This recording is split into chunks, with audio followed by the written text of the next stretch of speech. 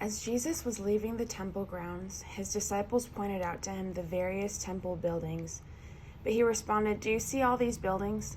I tell you the truth, they will be completely demolished. Not one stone will be left on top of another."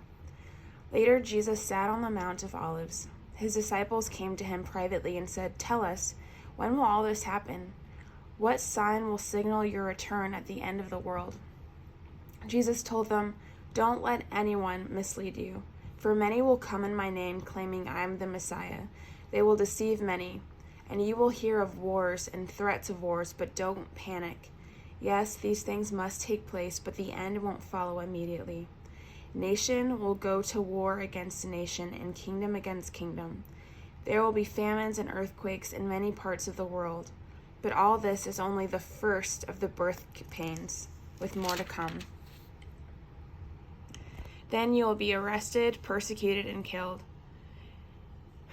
You will be hated all over the world because you are my followers, and many will turn away from me and betray and hate each other. And many false prophets will appear and will deceive many people. Sin will be rampant everywhere, and the love of many will grow cold. But the one who endures to the end will be saved. And the good news about the kingdom will be preached throughout the whole world, so that all nations will hear it, and then the end will come. The day is coming when you will see that Daniel the prophet spoke about, the sacrilegious object that causes desecration, standing in the holy place. Reader, pay attention. Then those in Judea must flee to the hills. A person out on the deck of a roof must not go down into the house to pack. A person out in the field must not return even to get a coat. How terrible it will be for pregnant women and for nursing mothers in those days. And pray that your flight will not be in winter or on the Sabbath. For there will be greater anguish than at any time since the world began. And it will never be so great again. In fact, unless that time of calamity is shortened, not a single person will survive. But it will be shortened for the sake of God's chosen ones. Then if anyone tells you, "Look, here is the Messiah," or "There he is," don't believe it.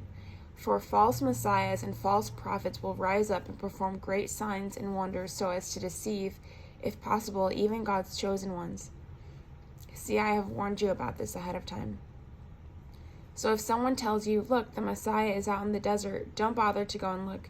Or, "Look, he is hiding here," don't believe it. For as the lightning flashes in the east and shines to the west, so it will be when the Son of Man comes. Just as the gathering of vultures shows there is a carcass nearby, so these signs indicate that the end is near.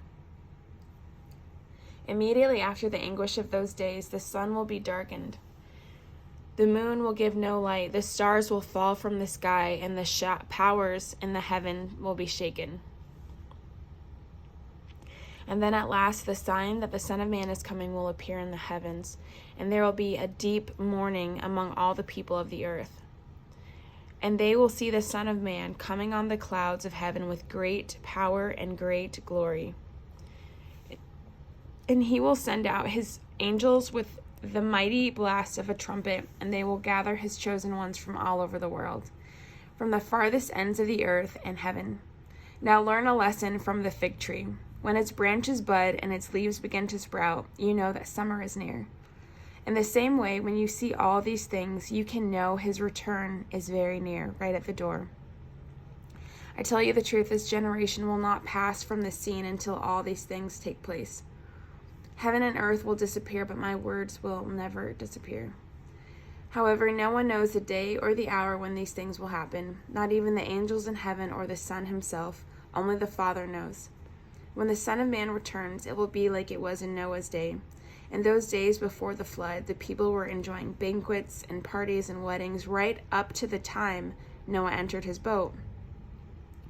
People didn't realize what was going to happen until the flood came and swept them all away. That is the way it will be when the Son of Man comes. 2 men will be working together in the field, one will be taken, the other left. 2 women will be grinding flour at the mill, one will be taken, the other left. So you too must keep watch, for you don't know what day your Lord is coming. Understand this, if a homeowner knew exactly when a burglar was coming, he would keep watch and not permit his house to be broken into. You also must be ready all the time, for the Son of Man will come when least expected. A faithful, sensible servant is one to whom the master can give the responsibility of managing his other household servants and feeding them. If the master returns and finds that the servant has done a good job, there will be a reward. I tell you the truth, the master will put that servant in charge of all he owns. But what if the servant is evil and thinks, my master won't be back for a while, and he begins beating the other servants, partying and getting drunk? The master will return unannounced and unexpected, and he will cut the servant to pieces and assign him a place with the hypocrites. In that place there will be weeping and gnashing of teeth.